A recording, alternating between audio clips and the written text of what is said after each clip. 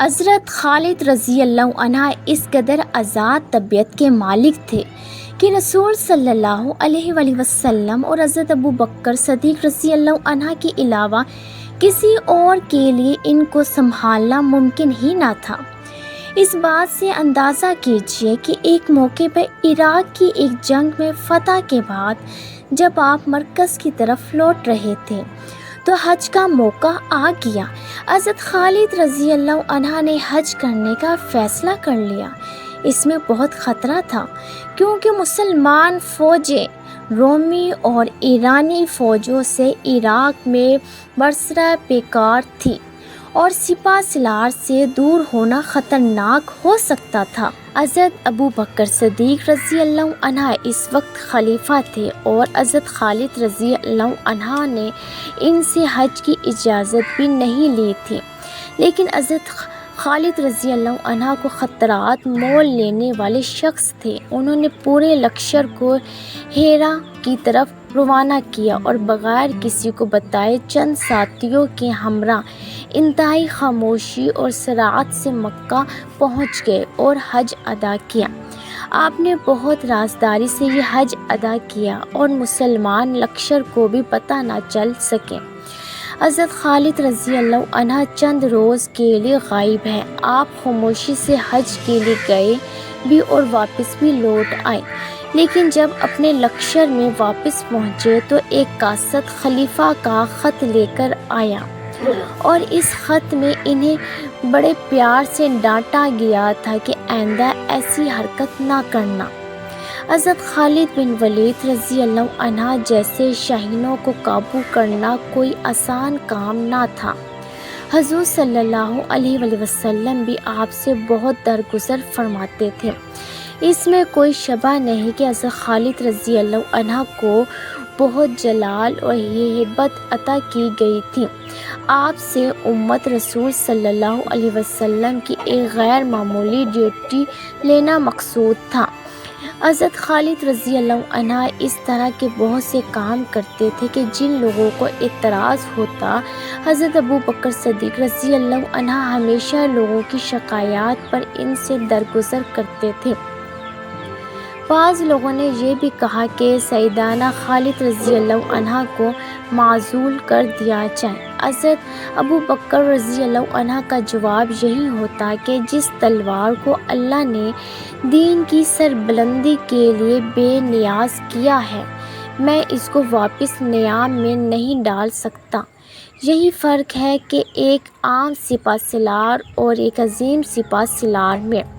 سیدنا حضرت خالد رضی اللہ عنہ ایک عظیم سپہ سالار تھے اور اسی نسبت سے رسول صلی اللہ علیہ وآلہ وسلم اور حضرت ابو بکر کا خاص لحاظ بھی کرتے۔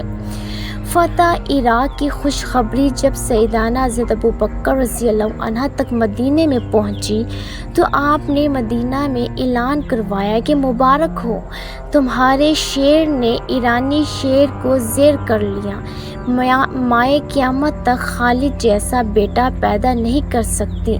یہ وہ وقت تھا کہ جب حضرت ابو بکر رضی اللہ عنہ نے شام میں بھی مہم شروع کر دی تھی۔ مسلمان دستوں کو یہ حکم تھا کہ صرف جاسوسی کریں، زیادہ آگے تک نہ جائیں اور جہاں تک ممکن ہو تصادم سے گریز کریں۔ لیکن جب حضرت خالد رضی اللہ عنہ کے کارناموں کی خبر مسلمانوں کو پہنچی تو قدرتی طور پر شام میں مسلمان کمانڈروں میں بھی کوئی معرکہ سر انجام دینے کا ولولہ پیدا ہوا۔ نتیجہ یہ ہوا کہ مسلمانوں کے وہ دستے کہ جو شام گئے تھے رومیوں کے گھیرے میں آ گئے۔ شام اس وقت بازنطینی سلطنت کا صوبہ تھا کہ جس کا مرکز قسطنطنیہ تھا۔ حضور صلی اللہ علیہ وآلہ وسلم قسطنطنیہ کی فتح کی بشارت بھی دے چکے تھے۔ آپ صلی اللہ علیہ وآلہ وسلم کے مطابق جو فوج اس کو فتح کرے گی وہ جنت میں جائے گی اور جو امیر اس کو فتح کرے گا وہ جنتی ہوگا۔ لہٰذا جس طرح مسلمانوں کو ایمان کی حد تک یقین تھا کہ وہ ایران پر قبضہ کریں گے، اسی طرح مسلمانوں کو یہ بھی یقین تھا کہ وہ بازنطینی سلطنت پر بھی قبضہ کر لیں گے۔ یہی وجہ تھی کہ حضرت ابو بکر صدیق رضی اللہ عنہ نے دونوں محاذوں پر بیک وقت لشکر روانہ کیے۔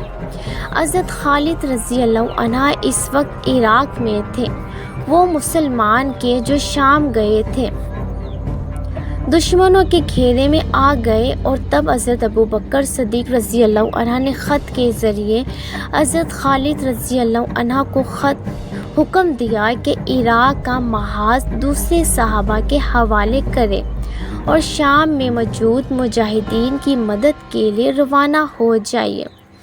حضرت خالد رضی اللہ عنہ کو جب یہ خط ملا تو انہوں نے پھر ایسا کام کیا کہ جو جنگی حکمت عملی کے تحت ناممکنات میں سے تھا۔